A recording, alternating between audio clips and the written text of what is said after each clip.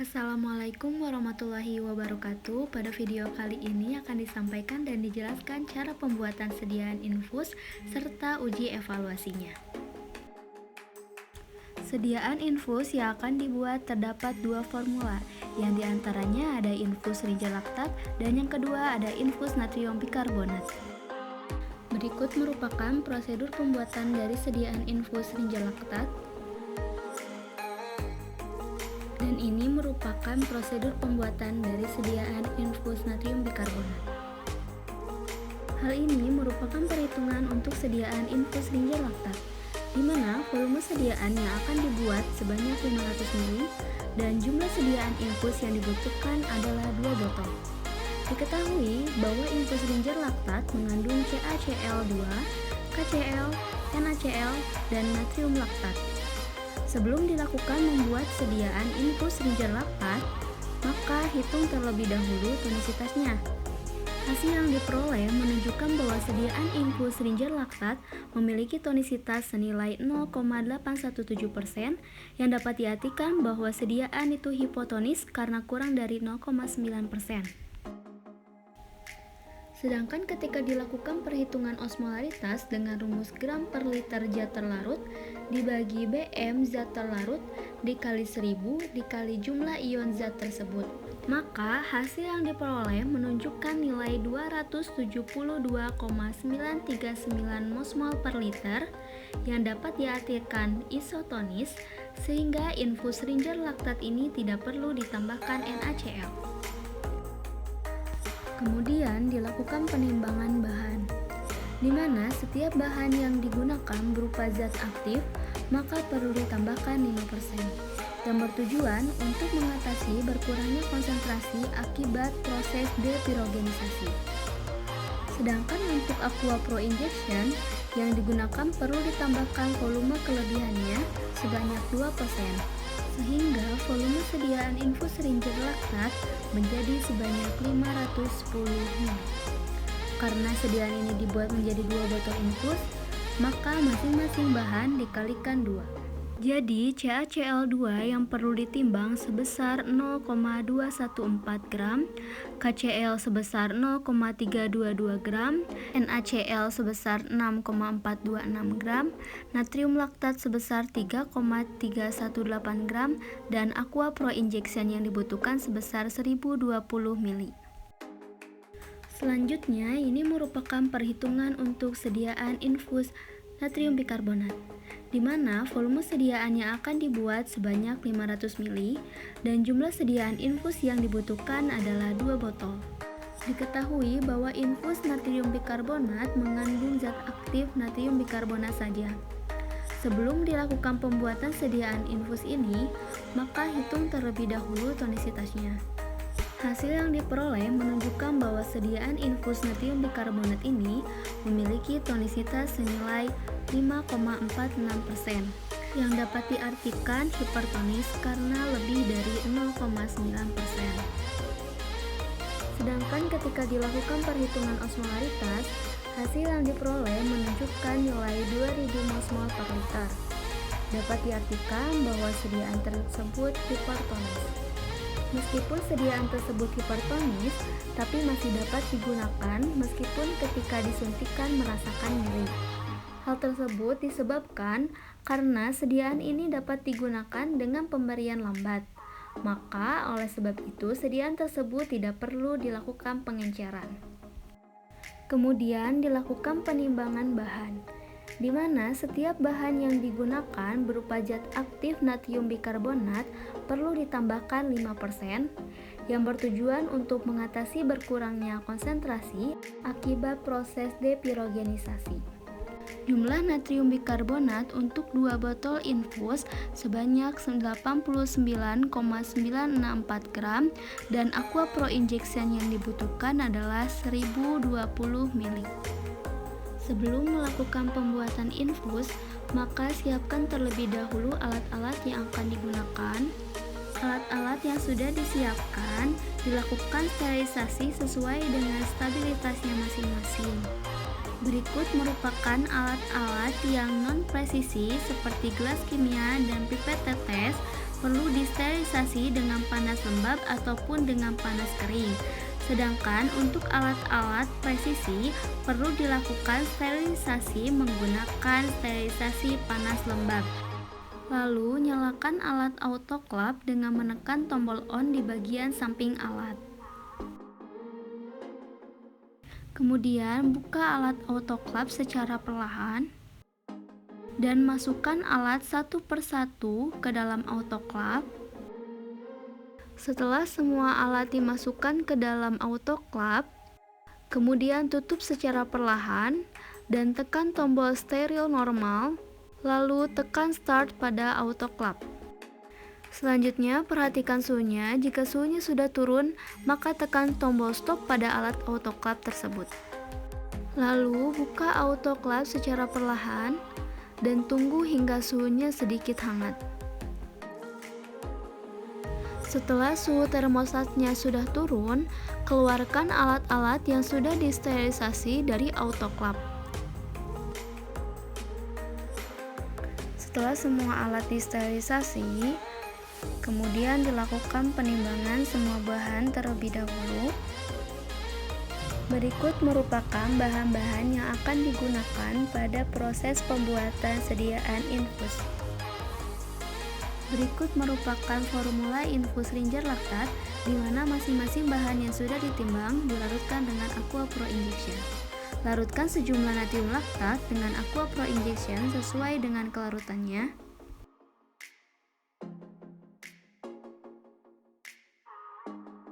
Kemudian natrium laktat diaduk hingga larut sempurna.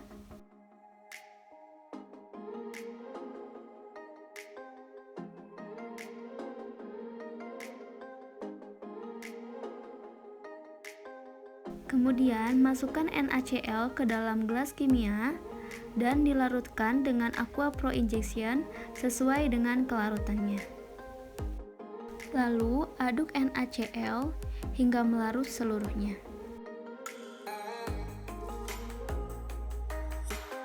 Selanjutnya, masukkan KCl ke dalam gelas kimia dan ditambahkan Aqua Pro Injection, lalu diaduk hingga melarut sempurna.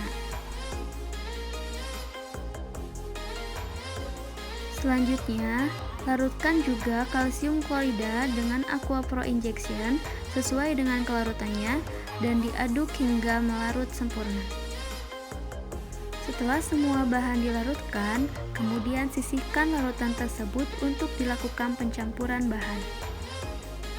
Setelah itu, campurkan semua bahan yang sudah dilarutkan dengan Aqua Pro Injection sesuai dengan masing-masing kelarutannya. Kemudian, campuran tersebut diaduk hingga diperoleh larutan yang homogen. Selanjutnya, cara pembuatan infus natrium bikarbonat, di mana pembuatan infus natrium bikarbonat ini dilakukan di bawah laminal elbow secara aseptik. Pertama-tama, larutkan terlebih dahulu natrium bikarbonat dengan Aqua Pro Injection sesuai dengan kelarutannya. Lalu, natrium bikarbonat tersebut diaduk hingga diperoleh larutan yang sempurna. Kemudian, campurkan natrium bikarbonat yang sudah dilarutkan tadi dengan Aqua Pro Injection secukupnya. Lalu, tambahkan adsorben berupa karbon aktif ke dalam masing-masing sediaan infus, baik itu infus Ringer laktat ataupun infus natrium bikarbonat. Lalu, masing-masing sediaan infus tersebut dipanaskan menggunakan hot plate pada suhu 60 hingga 70 derajat Celcius selama 15 menit. Kemudian sesekali kali dilakukan pengadukan. Setelah 15 menit sediaan infus dipanaskan, kemudian diangkat dan didiamkan hingga sedikit hangat.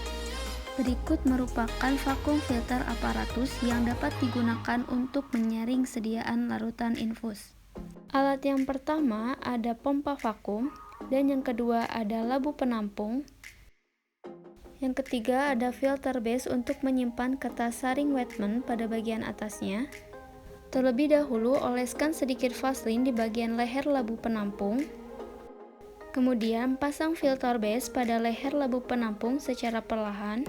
Yang keempat ada selang, di mana selang ini dipasang pada bagian filter base yang tersambung dengan vakum. Yang kelima ada kertas saring atau kertas wetman, di mana kertas saring ini disimpan di bagian atas filter base dan dibasahi dengan sedikit aqua pro injection. Kemudian yang keenam ada corong, di mana corong ini dipasang pada bagian atas filter base, lalu bagian bawah dari corong tersebut dan filter base dijepit menggunakan penjepit besi.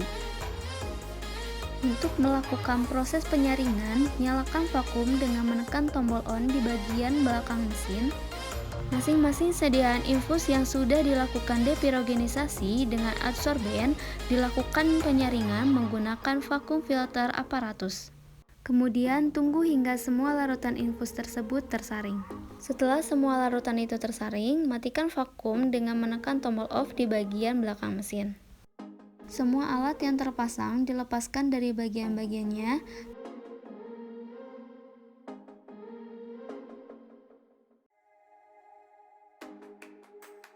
Lepaskan bagian filter base dari leher labung penampung secara perlahan. Kemudian larutan infus yang sudah disaring tersebut dipindahkan ke dalam botol infus dan ditambahkan sisa aqua pro injection hingga 500 ml. Kemudian masing-masing sediaan infus baik itu infus Ranger laktat ataupun infus natrium bikarbonat ditambahkan sisa aqua pro injection dan diaduk hingga melarut seluruhnya. Kemudian pindahkan sediaan infus ke dalam botol. Berikut merupakan sediaan infus yang sudah dibuat. Pada formula 1 infus Ranger laktat ini ditali menggunakan benang kasur untuk dilakukan sterilisasi akhir dengan metode sterilisasi panas lembab. Karena sediaan infus ini bersifat termostabil. Sediaan jadi infus Ranger laktat dimasukkan ke dalam autoclave dan diatur suhunya menjadi 121 derajat Celcius lalu disterilisasi selama 15 menit. Setelah proses sterilisasi selesai, tekan tombol stop pada bagian autoclave, lalu buka bagian alat autoclave untuk mengeluarkan sediaan infus Ranger laktat dari autoclave.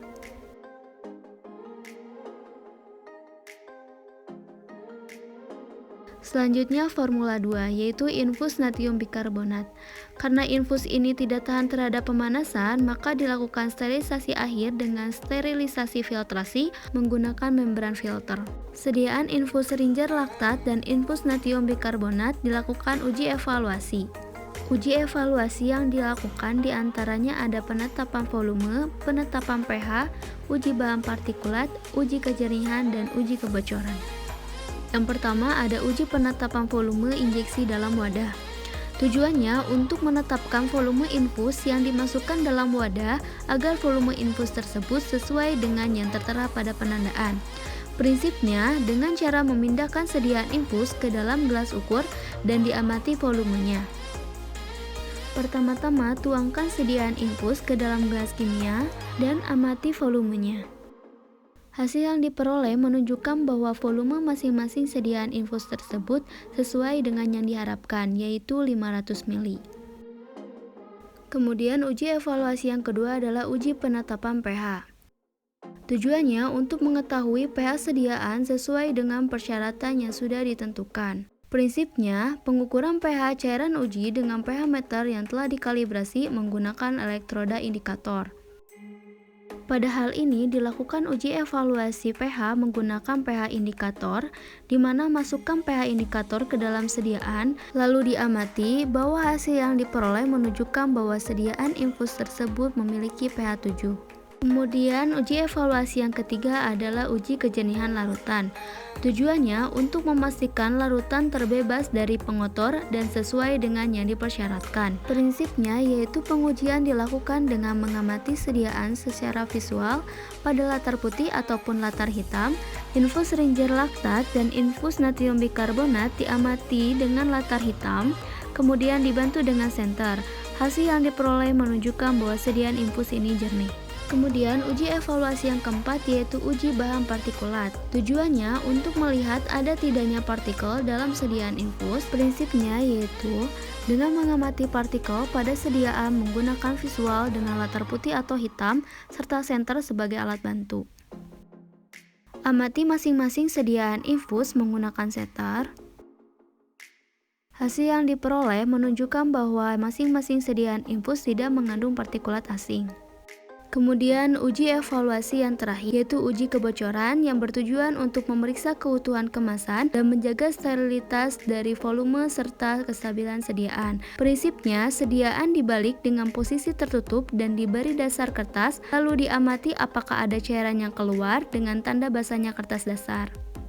Putar bagian botol infus dan diamati apakah terdapat tetesan air yang keluar dari botol tersebut. Hasil yang diperoleh menunjukkan masing-masing sediaan infus tidak terjadi kebocoran. Selanjutnya, materi proses deperogenisasi sediaan steril. Apa itu deperogenisasi? Depirogenisasi merupakan suatu proses untuk menghilangkan pirogen dari suatu larutan ataupun wadah kemasan obat. Bagaimana caranya menghilangkan pirogen? Depirogenisasi dengan menghilangkan endotoksin. Yang pertama dengan destilasi, kedua pembilasan, ketiga adsorpsi, yang keempat ultrafiltrasi, dan yang kelima dengan osmosa balik. Yang pertama ada depirogenisasi dengan menghilangkan endotoksin menggunakan destilasi, di mana destilasi ini dapat menghilangkan pelarut ataupun air dari endotoksin dan juga bahan asing yang terdapat pada sediaan infus. Hal ini dimungkinkan untuk menghilangkan beban endotoksin ataupun beban pirogen yang terlalu tinggi pada suatu sediaan infus. Ada pula depirogenisasi dengan menghilangkan endotoksin menggunakan pembilasan, di mana proses pembilasan ini dapat menggunakan air bebas pirogen yang dibantu dengan surfaktan NaOH dengan kisaran konsentrasi 0,05 hingga 0,5 molaritas atau menggunakan bahan-bahan pembersih komersial lainnya. Dan yang ketiga ada depirogenisasi dengan menghilangkan endotoksin menggunakan adsorpsi. Salah satu bahan yang dapat digunakan dalam proses adsorpsi ini adalah karbon aktif. Karbon aktif ini apabila dilakukan sterilisasi terlebih dahulu dengan autoklav, maka efektivitasnya lebih tinggi dibandingkan dengan yang tidak dilakukan sterilisasi terlebih dahulu.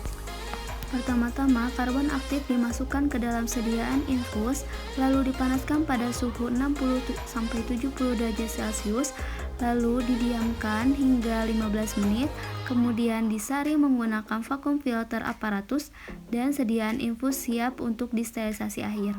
Karbon aktif yang terdapat pada sediaan infus dapat dihilangkan dengan proses penyaringan menggunakan vacuum filter aparatus.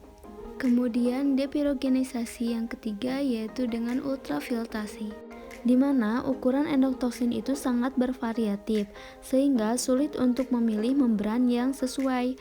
Oleh sebab itu, metode ini dapat dipilih karena ultrafiltrasi ini cocok untuk endotoksin hingga berukuran 300.000 Da. Selanjutnya, depirogenisasi menggunakan osmosa balik. Pada osmosa balik ini, air dipaksa untuk melewati pori-pori yang sangat kecil dalam membran dengan melawan gradien osmotik. Pada hal ini terjadi perpindahan konsentrasi pelarut dari konsentrasi rendah ke konsentrasi tinggi, sehingga air dapat melewati membran, sedangkan untuk endotoksin sendiri tidak dapat melewati membran tersebut. Proses depirogenisasi dengan menghilangkan endotoksin menggunakan metode osmosa balik ini, membran seleksi harus bersifat selektif. Adapun proses depirogenisasi dengan menginaktivasi endotoksin. Yang pertama ada hidrolisis asam, yang kedua ada hidrolisis basa, yang ketiga ada oksidasi, dan yang keempat ada pemanasan. Proses depirogenisasi dengan menginaktivasi endotoksin yang pertama adalah dengan metode hidrolisis asam. di mana pada proses depirogenisasi ini dapat menghilangkan aktivasi biologi dari lipolisakarida bakteri dengan aktivasi lemak A, di mana proses menginaktivasi ini menggunakan larutan HCl selama 30 menit yang diikuti dengan pembilasan yang luas, ataupun bisa menggunakan HCl selama 30 menit pada suhu 100 derajat Celcius. Proses depirogenisasi dengan menginaktivasi endotoksin yang kedua yaitu dengan metode hidrolisis basa. Pada hal ini terjadi mekanisme depirogenisasi dengan saponifikasi asam lemak dari lipid A. Salah satu bahan yang dapat digunakan pada proses depirogenisasi dengan hidrolisis basa yaitu ada NaOH. Selain itu, dalam proses perusakan endotoksin dapat dilihat pula dari pH afinitasnya. Semakin tinggi pH, maka afinitas permukaan endotoksin tersebut jadi semakin berkurang, sehingga pirogen ataupun endotoksin lebih mudah untuk dibilas. Selain itu, ada depirogenisasi dengan menginaktivasi endotoksin menggunakan metode oksidasi. Pada hal ini, proses depirogenisasi yang dilakukan dengan oksidasi dapat menggunakan H2O2 yang terbukti efektif digunakan dalam proses menginaktivasi pirogen.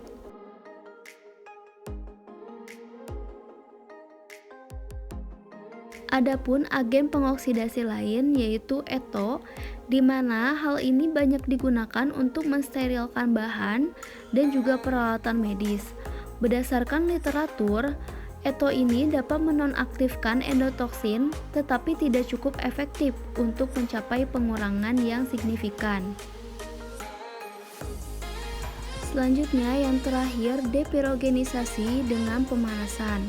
Proses depirogenisasi dengan pemanasan yang paling sering digunakan adalah panas kering, di mana silikon seperti tabung dapat didepirogenisasi oleh panas kering, tapi pada suhu 250 derajat Celcius, membuat tabung tersebut menjadi rapuh dan rentan terhadap retak dan kerusakan. Sedangkan pada suhu lebih dari 180 derajat Celcius, efektif menghancurkan endotoksin dengan waktu yang lebih cepat. Selanjutnya akan dijelaskan mengenai pengujian bebas pirogen. Sebelumnya, apa itu uji pirogen? Hal ini akan menjelaskan mengenai uji pirogen pada sediaan farmasi dengan metode rapid test dan menentukan apakah sediaan farmasi memenuhi syarat uji pirogen atau tidak. Di mana prinsipnya pengujian rapid test dengan pengukuran kenaikan suhu kelinci setelah penyuntikan sediaan uji secara intravena dan ditunjukkan untuk sediaan yang dapat ditoleransi oleh kelinci percobaan. Apa sih pirogen itu? Nah, pirogen itu berasal dari piro, panas, dan gen itu membentuk atau menghasilkan. Di mana produk metabolisme mikroorganisme dapat menyebabkan demam yang dikelompokkan menjadi dua, di mana ada pirogen eksogen dan pirogen endogen. Pada proses terjadinya demam dapat dimulai dari terpaparnya tubuh manusia atau hewan terhadap pirogen benda asing sehingga menstimulasi tubuh untuk melindungi tubuh dengan cara membentuk kekebalan melawan benda asing atau pirogen. Adapun beberapa sifat pirogen yaitu termostabil, larut dalam air, tidak dipengaruhi oleh bakterisida, tidak mudah menguap, memiliki BM antara 15.000 hingga 4 juta, dan memiliki ukuran 1-50 mikrometer. Kemudian ada penggolongan dari pirogen. Yang pertama ada pirogen endogen, di mana hal ini berasal dari dalam tubuh manusia itu sendiri sebagai reaksi kekebalan melawan kuman yang masuk ke dalam tubuh. Sedangkan pirogen eksogen merupakan faktor eksternal tubuh yang menyebabkan gangguan pada fungsi tubuh manusia, misalnya bagian dari sel bakteri dan virus. Selain itu, bisa juga berupa zat racun toksin yang dihasilkan oleh bakteri dan virus yang masuk ke dalam tubuh manusia itu sendiri. Pirogen ini berasal dari air, di mana air yang digunakan sebagai pelarut. Kemudian yang kedua, wadah atau alat yang dipakai untuk pembuatan, pengemas, penyimpanan, ataupun dalam penggunaan. Dan yang ketiga, ada bahan-bahan kimia yang digunakan untuk membuat larutan atau sediaan parenteral. Pengujian pirogen bertujuan untuk membatasi resiko reaksi demam pada tingkat yang dapat diterima oleh pasien pada pemberian sediaan injeksi. Salah satu pengujian pirogen yaitu dengan rapid test, di mana rapid test ini diberikan dengan sediaan uji secara intravena dengan dosis tidak lebih dari 10 ml per kilogram dalam periode tidak lebih dari 10 menit. Pengujian pirogen dengan rapid test ini dilakukan karena kelinci memiliki sensitivitas terhadap pirogenik yang mirip dengan manusia, di mana kenaikan suhu kelinci akibat substansi pirogenik sampai batas tertentu masih dapat diterima oleh manusia. Adapun beberapa kelemahan metode rapid test ini yaitu memerlukan pemeliharaan, perawatan, dan juga laboratorium yang lebih intensif, sensitivitas yang dipengaruhi oleh musim, kegaduhan, kegelisahan, dan juga makanan, dan yang ketiga variabilitas biologis yang tergantung respon kelinci terhadap substansi. Halo semuanya, di video ini kami akan menampilkan simulasi uji pirogen. Sebelumnya, apa itu uji pirogen? Uji pirogen dimaksudkan untuk membatasi resiko reaksi demam pada tingkat yang dapat diterima oleh pasien pada pemberian sediaan injeksi. Uji ini meliputi pengukuran kenaikan suhu kelinci setelah disuntikkan sediaan uji secara IV dan ditunjukkan untuk sediaan yang dapat ditoleransi oleh kelinci percobaan pada dosis yang telah ditentukan, yaitu tidak lebih dari 10 ml per kilogram berat badan selama tidak lebih dari 10 menit. Nah, pada video ini kami akan membahas uji pirogen pada sediaan injeksi ceftazidime. Alat dan bahan yang digunakan pada uji pirogen ini adalah alat suntik, jarum, alat gelas, termometer klinik, kandang kelinci, larutan uji ceftazidime, dan 3 kelinci dewasa sehat. Pertama-tama, lakukan persiapan alat. Siapkan alat suntik, jarum, dan alat gelas yang akan digunakan untuk uji pirogen. Panaskan pada suhu 250 derajat Celcius di oven selama tidak kurang dari 30 menit untuk membebaskan alat dari pirogen. Selanjutnya, kalibrasi termometer. Siapkan termometer klinik. Kalibrasi termometer untuk menjamin ketelitian plus minus 0,1 derajat dan pembacaan suhu dapat dicapai kurang dari 5 menit. Masukkan termometer ke dalam rektum kelinci tidak kurang dari 7,5 cm selama maksimal 10 menit untuk menguji kepekaan termometer, kemudian catat suhu tubuh. Selanjutnya, persiapkan hewan uji. Siapkan 3 kelinci dewasa sehat yang belum pernah digunakan untuk uji pirogen. Tempatkan 1 ekor kelinci dalam satu kandang dengan suhu 20-23 derajat plus minus 3 derajat Celcius. Pastikan kelinci bebas dari gangguan yang dapat menimbulkan kegelisahan. Adaptasikan kelinci tidak lebih dari 7 hari.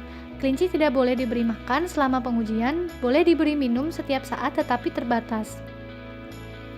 Ukur suhu awal atau suhu kontrol kelinci maksimal 30 menit sebelum pengujian. Suhu ini tidak boleh lebih dari 39,8 derajat Celcius.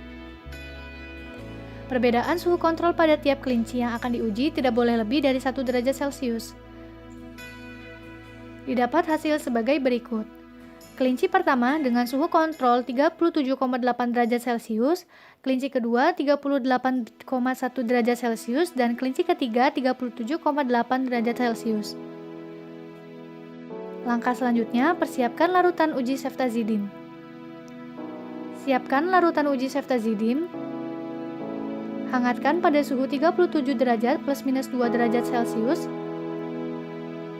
Pada monografi, injeksi ceftazidime dilakukan tanpa pengenceran dengan dosis 80 mg per kilogram berat badan kelinci. Dengan perhitungan sebagai berikut.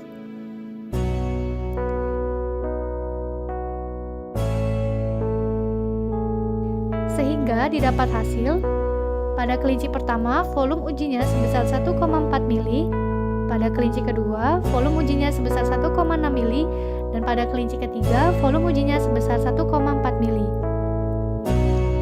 Langkah selanjutnya yaitu melakukan uji pirogen. Lakukan uji pada ruang terpisah dari ruang pemeliharaan hewan dan pastikan tetap bebas dari gangguan yang dapat menimbulkan kegelisahan. Suntikan larutan uji yang telah dihitung dosisnya pada masing-masing kelinci uji melalui vena telinga kelinci. Pada tiap 3 kelinci dalam waktu 10 menit. Catat penambahan suhu kelinci dengan termometer klinik pada menit ke-30, 60, 90, 120, 150, dan 180 menit. Kelinci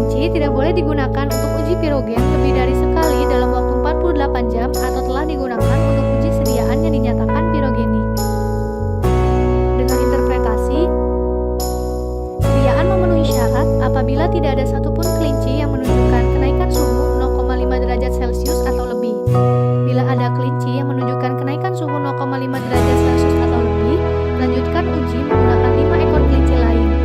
Selanjutnya, sediaan akan memenuhi syarat bila tidak lebih dari 3 dari 8